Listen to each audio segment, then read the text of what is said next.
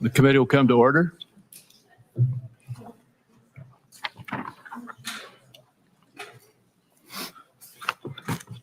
We are meeting today to consider the nomination of Robert F. Kennedy, Jr. to be Secretary of the U.S. Department of Health and Human Services. We are still waiting to get all of our members here, and while we wait for that to occur, we will proceed with statements. And I will proceed first, then Senator Wyden, and then we will rotate from one side to the other until we are at a point where we're prepared for the vote. Does that fit with you, Senator Wyden? Yes, sir. Mr. Kennedy, if confirmed, will have the opportunity to deliver much-needed change to our nation's healthcare system. He has spent his career fighting to end America's chronic illness epidemic and has been a leading advocate for healthcare transparency, both for patients and for taxpayers. Mr. Kennedy has also clearly responded to our questions during the rigorous due diligence process in his hearing also, and in the course of answering over 900 questions for the record that were asked by members of this committee. In response to members of the committee, Mr. Kennedy has even amended his ethics agreement, going beyond what is required by the Government Office of Ethics. Mr. Kennedy has proven his commitment to the role of Secretary of the HHS, and I will vote in favor of his nomination. I strongly encourage my colleagues on both sides of the aisle to do the same. And with that, I recognize our ranking member, Senator Wyden, for his remarks. Thank you very much, Mr. Chairman. I'll have a brief statement, and then several of my colleagues on our side are also going to make brief statements. This morning, we're going to vote on Robert Kennedy's nomination to serve as our nation's chief healthcare officer. Before we get to Mr. Kennedy, and why I believe he is singularly unfit to serve as HHS Secretary, I'd like to say this. The last several days we've witnessed an authoritarian takeover of our federal government by Elon Musk and Donald Trump. They have set their sights on a full purge of anyone in government that doesn't bend the knee and follow their orders. They've taken over the Treasury Department's payment system.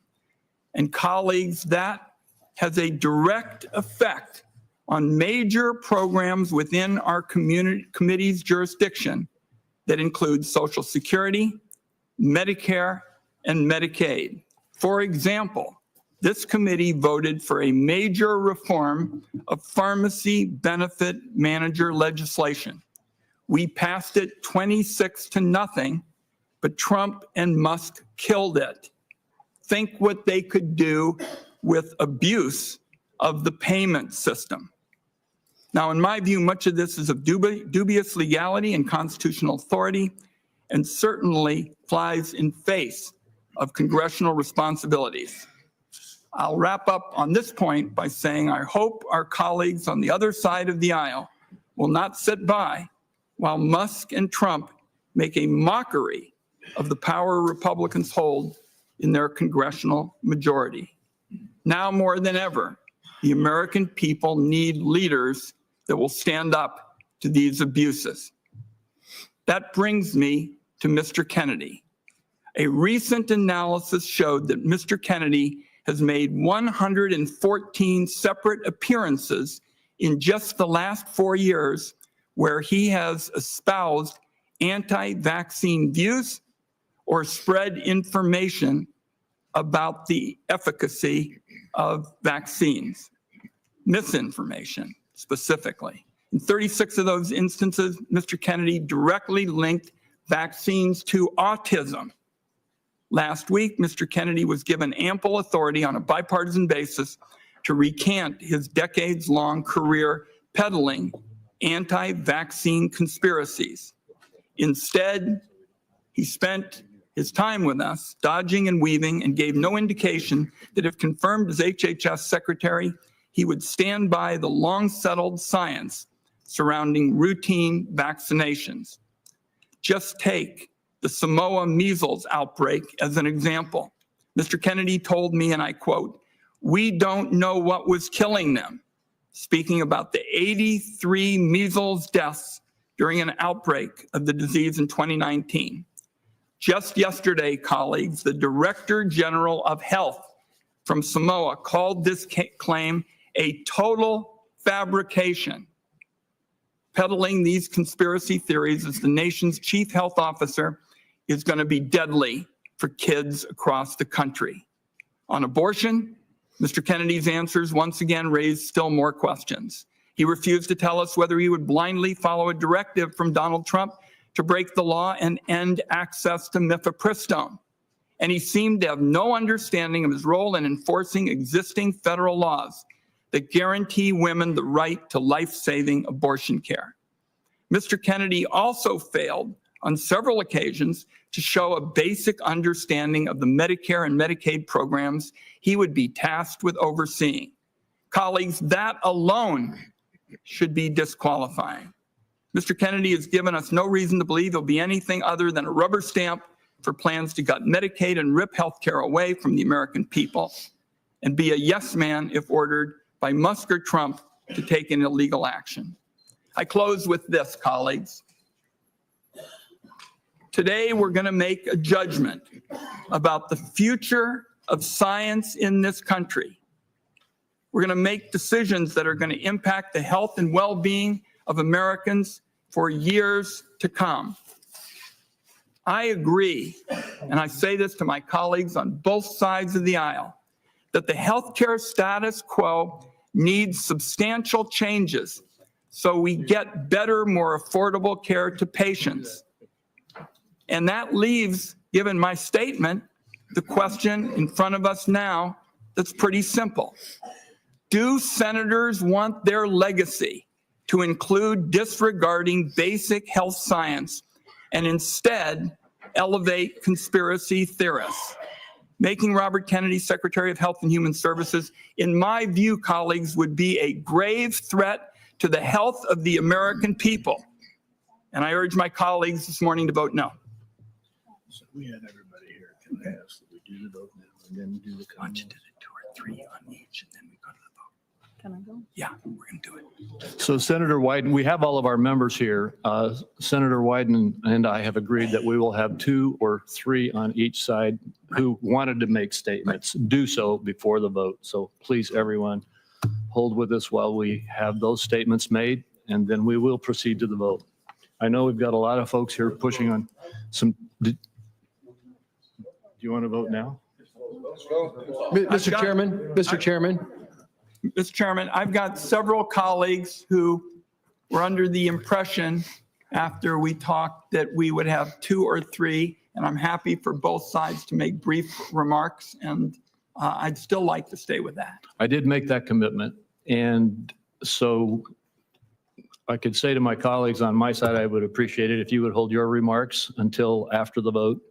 We will let a couple on your side have their remarks, and then we will proceed to the vote. Great, thank you. And who would be next? Senator Cantwell. Senator Cantwell. Mr. Chairman, thank you. I didn't, when you said 2 or 3 people, I didn't know who you had in mind, but being next in seniority, I appreciate the opportunity. Today is very concerning to me because of the future of what I think our nation faces. When I think of this issue, I think of my Pacific Northwest leadership, how Paul Allen, on his own, invested $100 million to fight Ebola.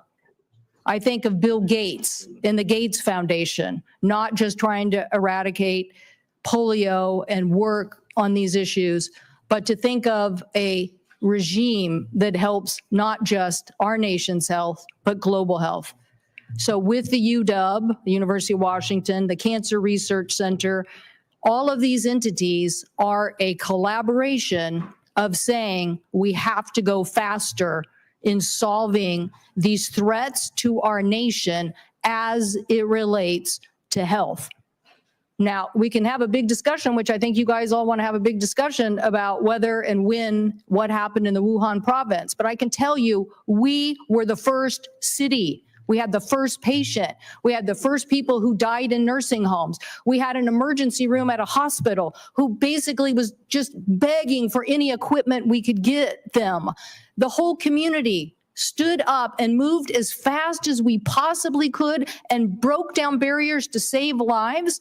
And that is what we have to continue to do on innovation. We cannot let another country get ahead of us on some sort of warfare issue and not have a response when it comes to a vaccine. So the most challenging, I wanted to vote for Mr. Kennedy in the context of my family's history. My dad stood behind his father the night his father gave the famous speech. I told him in my office, in my family, the Kennedys stood up.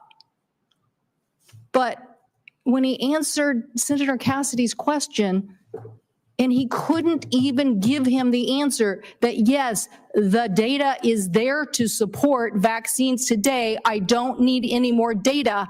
All of a sudden, I saw this world that we got affected by in Seattle not being stood up for. I need someone at HHS who is going to say, we're going to be a leader in medical technology, science, vaccines. We are going to fight foreign powers. We are going to be there to provide global health. And I don't want a recalcitrant. I need a leader. And that is why I'm voting no. Thank you. Senator Wyden and I have agreed that Senator Warnock will now speak. Following Senator Warnock, we will proceed to the vote, and then anyone else who wants to make remarks will be allowed to make remarks. Senator Warnock. Thank you so very much, Mr. Chairman. At a rally a few months ago, Donald Trump said that he was going to allow Mr. Robert Kennedy to, quote, go wild on health. Go wild. Of all the things that I can think of that I'd like to see a Secretary of Health and Human Services do, go wild is not on the list. Mr. Robert Kennedy is manifestly unqualified for the job he seeks.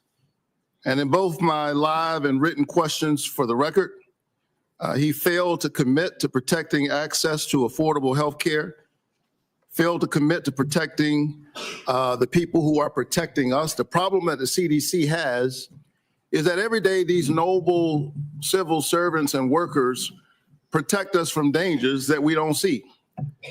And often you don't get credit for protecting people from things that they don't see. I simply do not trust him to oversee the CDC. He's unqualified, and I dare say everybody here knows it. We need a serious person at the helm of the HHS, an agency responsible for about half of the health of about half of all Americans.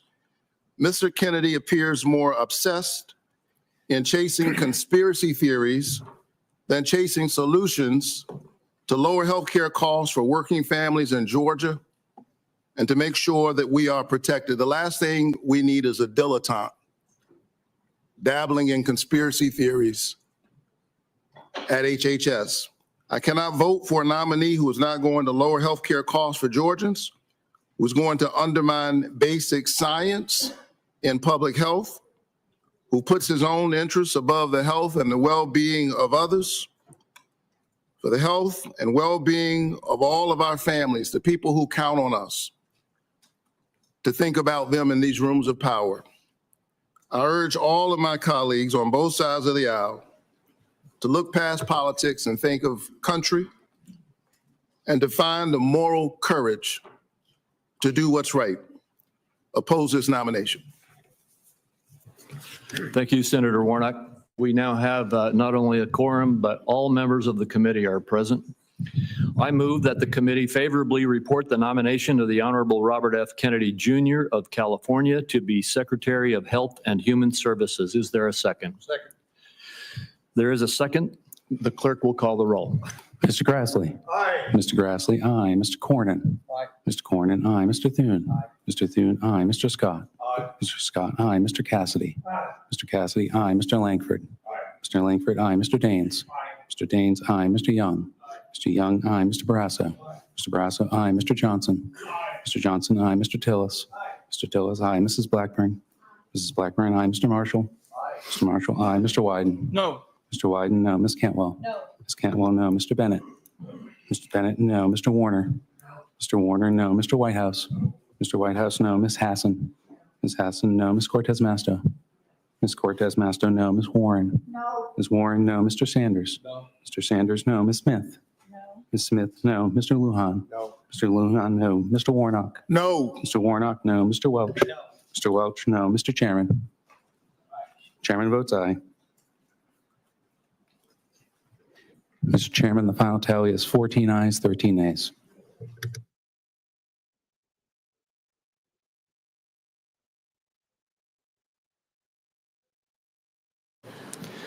The vote was, would the clerk please restate the vote?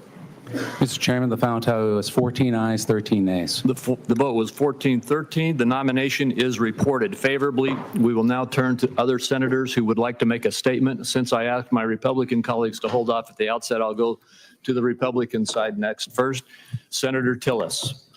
Thank you, Mr. Chairman. I voted aye today, and I want to just briefly explain why. I believe in my 65 years, I'll be 65 in August, that Mr. Kennedy will be one of the first people coming before who is in fact not a trained healthcare expert. He views this through the lens of an attorney. He's brought many lawsuits on food safety, vaccine safety, a number of other things. But Mr. Chair, I think it was Senator Warnock that said that the president said he was going to go wild in the Department of Health and Human Services. I hope he does. I hope he goes wild and actually finds a way to reduce the cost of health care.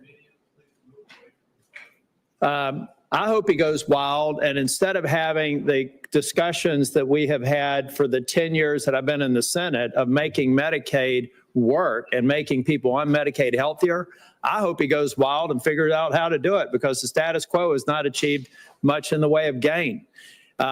I hope he goes wild on food safety discussions so that we can actually improve our food safety supply. I hope he goes wild on the healthcare supply chains and, in fact, tries to make sure that drug prices go down instead of bludgeoning pharmaceutical companies, get everybody in the room and make sure that we do this right. Reduce the cost of bringing a vaccine to market, reduce the cost of bringing drugs and therapeutics to market. Look at the full supply chain, and somebody with a legal mind may do that. He is no health professional.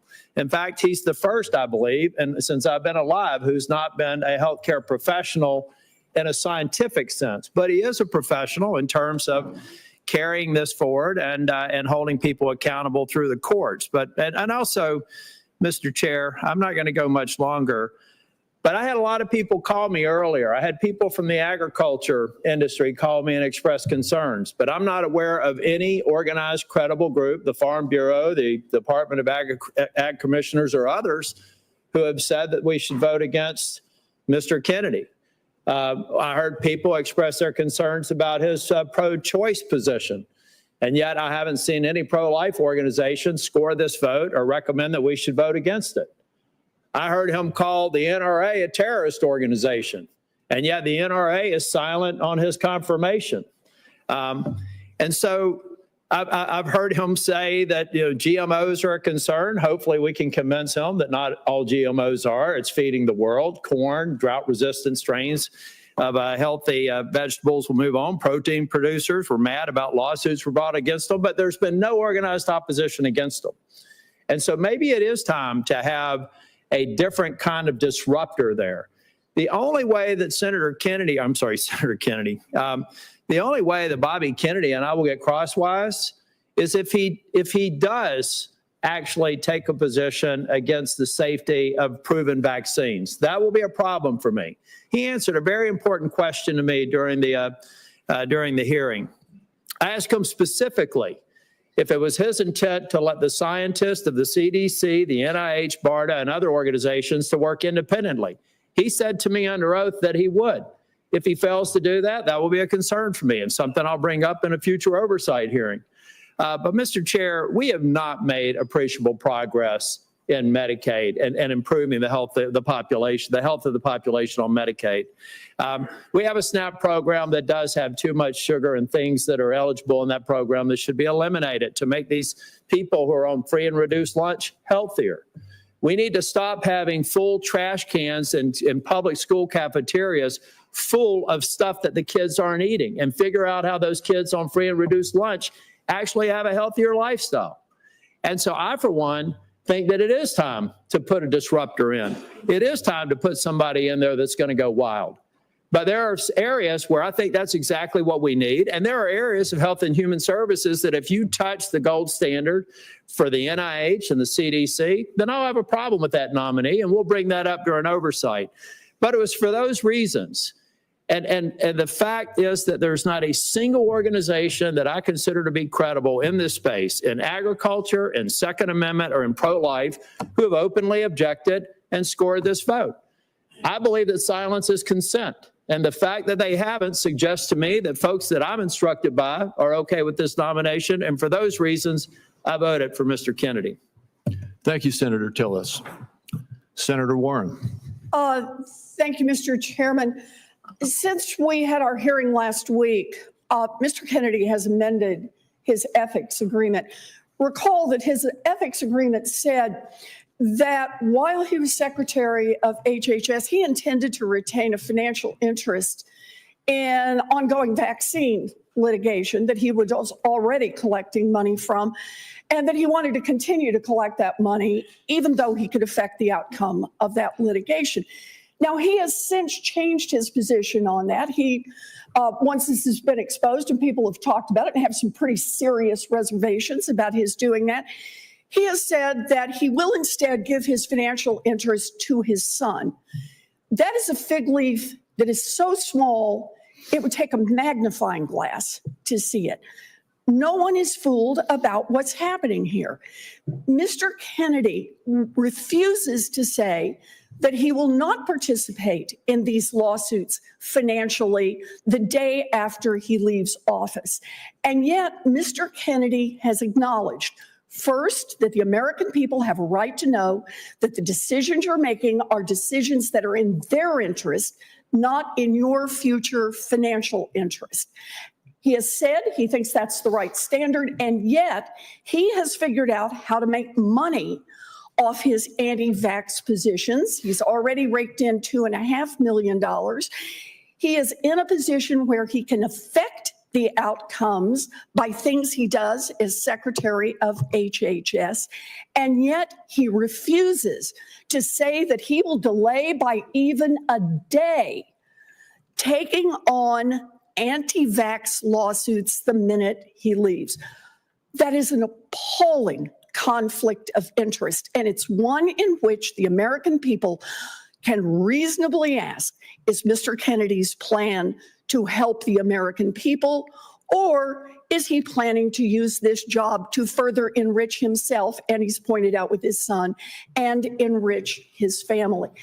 The importance of this litigation cannot be overstated. This is not only about a private company that gets sued and has to pay out. Vaccine manufacturers often operate on very slim profit margins. If they get sued repeatedly and successfully, they simply move out of the vaccine space. We've already seen this happen with vaccines in the past.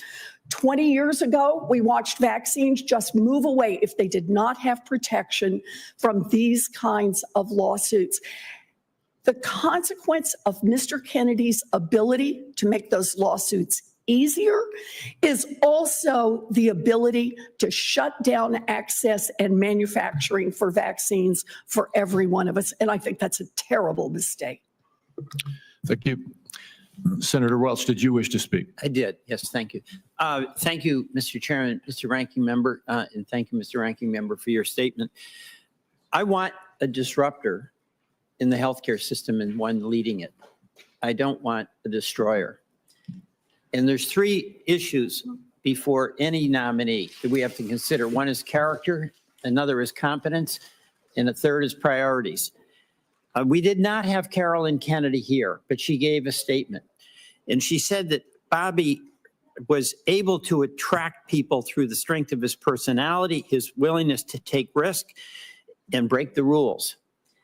And those might be desirable qualities if it was accompanied by sober judgment and behavior, because the person who leads a major organization has to have the confidence of the people that work for him. And frankly, some of the things that he did that never explained, a chainsaw taken off the head of a whale, dumping a bear in Central Park for his own amusement. These are just weird things. And we never really got into the character issue of what is required for a person who runs such a major department. The competence question, this is all on a wing and a prayer and a hope. There's no record of Mr. Kennedy having experience in managing a large organization in medicine, no experience with science, and none of the prior experiences required not only to run a major organization, Health and Human Services, but also the CDC, the NIH, and all the other organizations that are under the umbrella of healthcare. And by the way, on the competence issue, let's be candid. This was a deal where Mr. Kennedy was running for president as a Democrat. He lost, and he approached President Trump to make a deal. And for political reasons, the deal was made. And the appointment was going to be that he's Health and Human Services. The president has a right to make that deal. Mr. Kennedy can seek it, but it doesn't translate into competence. And the third is priorities. The priority for Mr. Kennedy is about the vaccines and his theory of that. And we need reliable vaccines and not conspiracy theorists on that. But you know, the healthcare system is not working for the American people. It's too costly. Our employers who care deeply about providing employer-sponsored healthcare can't afford these premiums. The folks who are getting their insurance on their own can't afford it. Even Obamacare is getting so expensive because the prices are escalating constantly with pharma expenses, with the providers having it, with private equity getting into healthcare. Mr. Kennedy's priority was about his view of vaccines. It was not about making healthcare more affordable and accessible.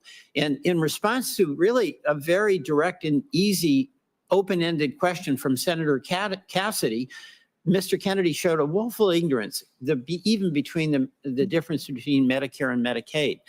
So we have a healthcare system that is not serving, as it should, the interest of American citizens, of American businesses, and American taxpayers.